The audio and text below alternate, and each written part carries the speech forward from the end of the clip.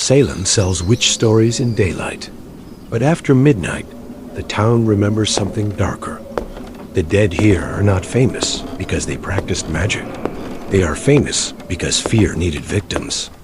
In 1692, a rumor could become testimony. A tremble could become proof. A name could become a sentence. They did not need to see the devil. They only needed to believe someone else had invited him in. The courtroom was supposed to bring order.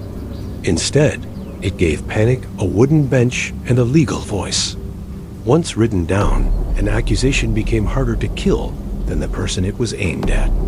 Some waited in cells so cold that even prayer must have sounded like smoke leaving the body. Their names survived in fragments, in records, in stone, in places where the town could not look away forever.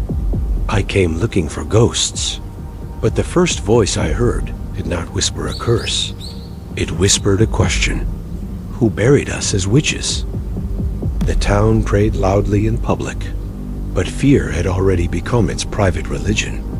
History remembers the executions, but haunting begins earlier, the moment a crowd agrees not to doubt itself. Every record felt less like evidence and more like a wound trying to stay open. Some people were buried in earth. Others were buried in what the town decided to call them. The cruelest part was not the accusation. It was how quickly everyone learned to stand back. That night, the room did not become colder. It became crowded. They did not look like monsters. They looked like witnesses. The horror of Salem is not that it happened once.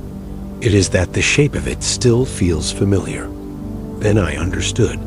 Salem was not asking who was guilty. Salem was asking who would be next. The dead did not want revenge. Revenge would make the story too simple.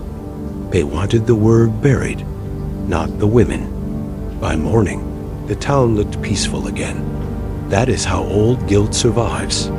It learns to look historic. The final recording was only 3 words, not a threat, not a curse, a correction.